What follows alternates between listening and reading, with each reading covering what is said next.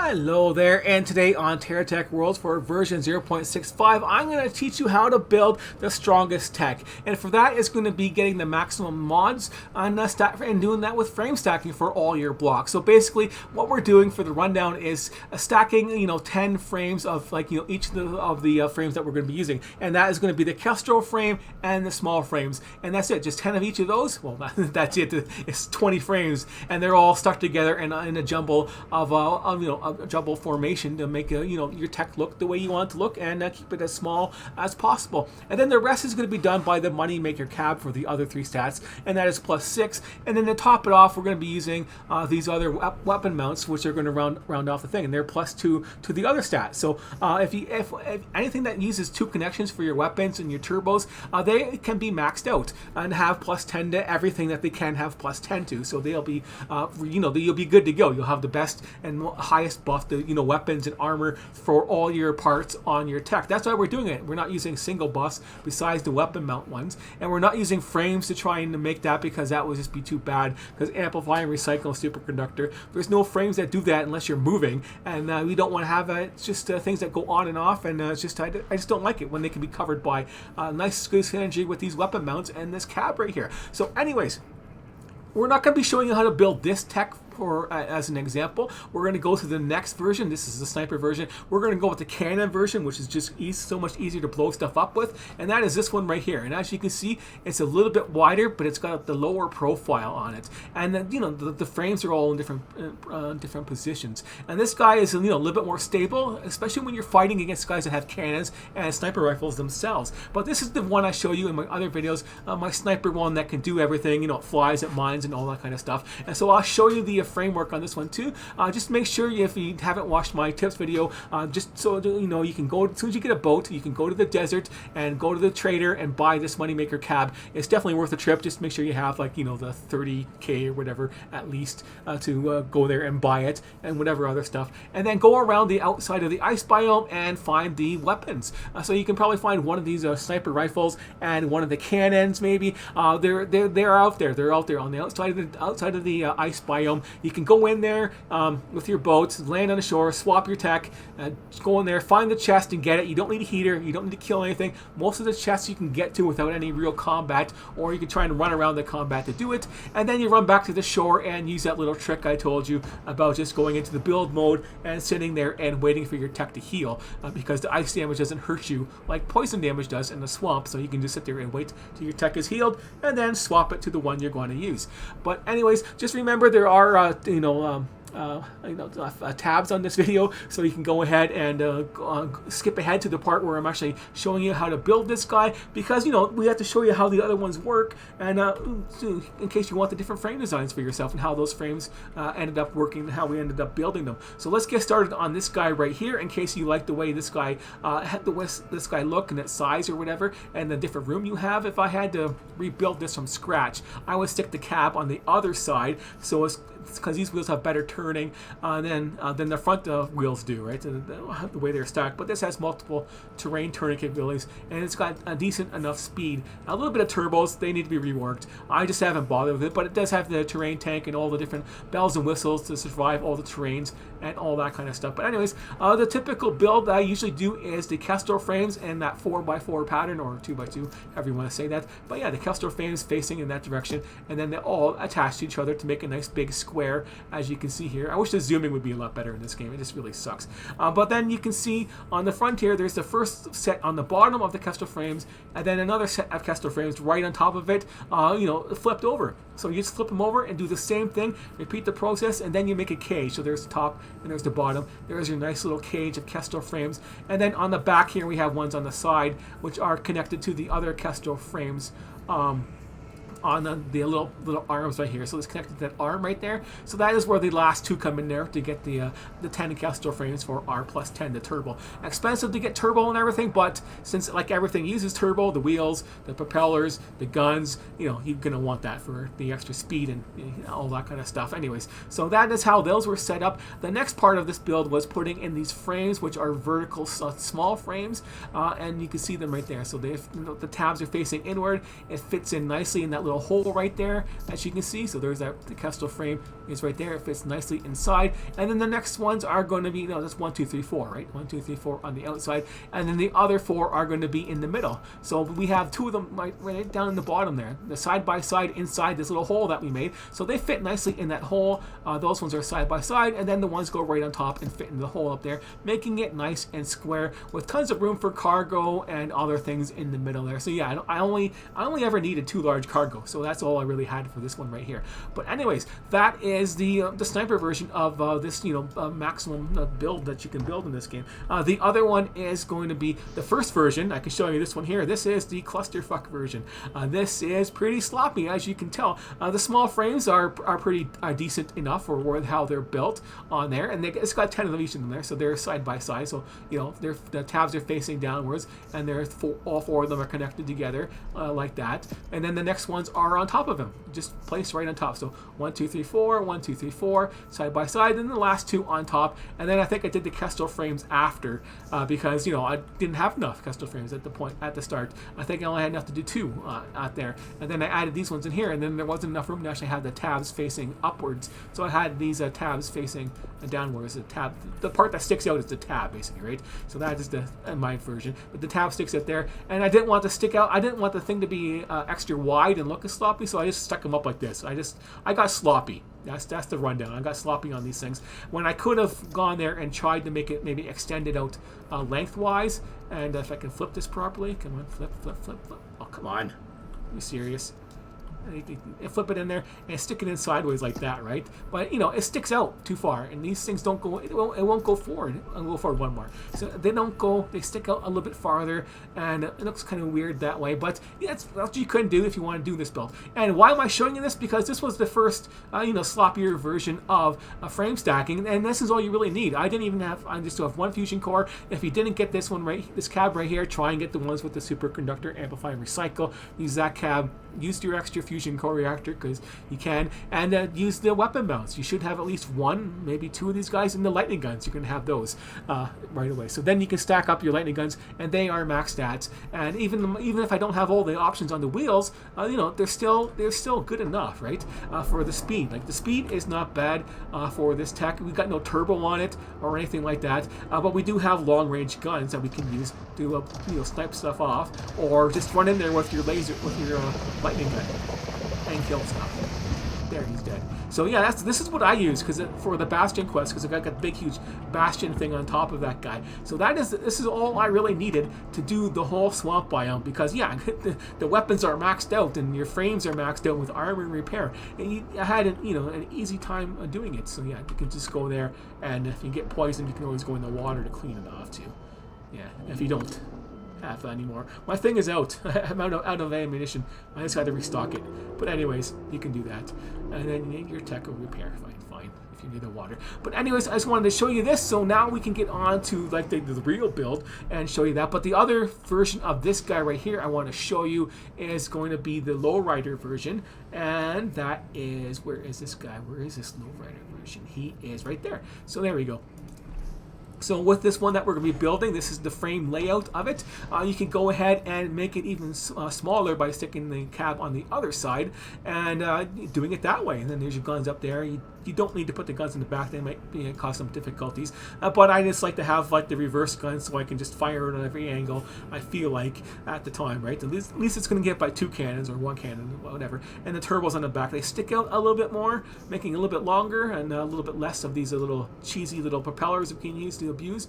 But the whole layout is roughly the same. But let's get started on the actual build process of the thing we're doing. This is the one else, this is the one we're going to build, this guy right here. So let's get started on this guy here, the frontal fit. These guys, it just pulls stuff up. We want to do that, right? Just kill stuff like super easy and like instantly. So let's get started on where we're going to put these frames, and that is the basic rundown. We have 10 frames right here, and it's done in a little bit of a different pattern, but it still is the same start as we did on the other ones, and that is the Kestrel frames side by side, connecting each other with the tabs facing upwards, side by side. And then the next ones are going to be the exact same thing. The Kestrel frame is reversed and you just flip it, put it right on top of the other ones you just placed. That's how you start doing this build, is put these guys on the bottom, put the other guys on top, and then go with the ones on the back right here, the backwards facing one with the tabs facing up on it. We go ahead and stick this one here right on top of this little part right here that's sticking out. So that the long branch, we put that in there and just attach that right there, nice and easy on both sides.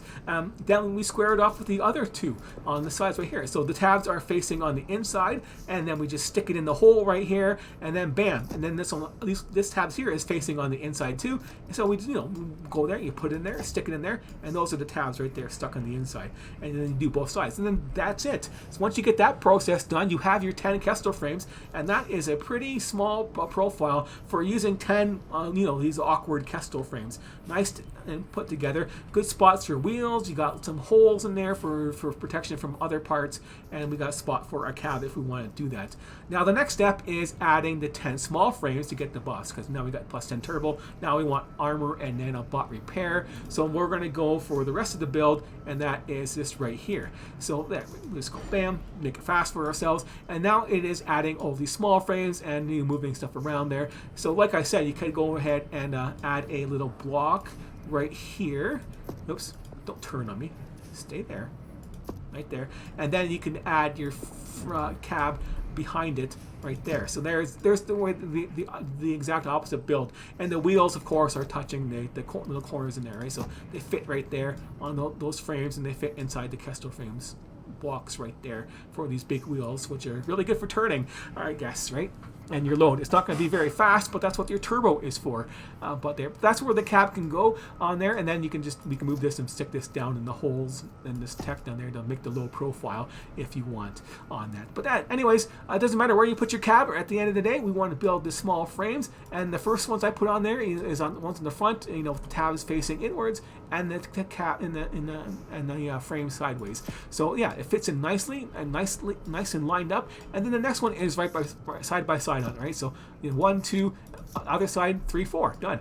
Now you put the other frames in there, which is these other small frames again, and then we just stick it in the hole, basically, right? It fits in nicely to the side since we are using the side again, and that goes in right there. So you just find it, try and line it up there. Remember, hold the control key, Q, E, whatever it's going to be using at the time, and then bump it around. There we go, bump it into place, put it into place, and then the last two are going to be right on top of each other again. So yeah, they just go on the back end of this one right here, but I moved them forward one, so you can move them anywhere you want, right? But if I wanted to put my cab here, it fits in nicely. So these ones have options. You can put it there or one spot over to make this squared off. It doesn't matter what you want to do, but that's what you can do. So they fit in there nicely, and then you have all these holes for your different fusion repair modules that you can build. And then the last part is just going in there and sticking the weapons on and stuff like that, and finding the different holes. Like there's the hole right there for you can put your cab, you put your stuff in there. There's another spot down here. It depends on what you want to do with your tech and make it your own at the end of the day. But when we're done, it's going to end up looking like, I gotta do that, then that, because the way the controls are. Then it's just going to end up looking like this. And so now the only difference is, there's the front end where the cab was before I had it, and there's the wheels, and then the bumpers. Let's zoom up a little bit, and there's the bumpers that fit right inside that little hole that we have there nicely.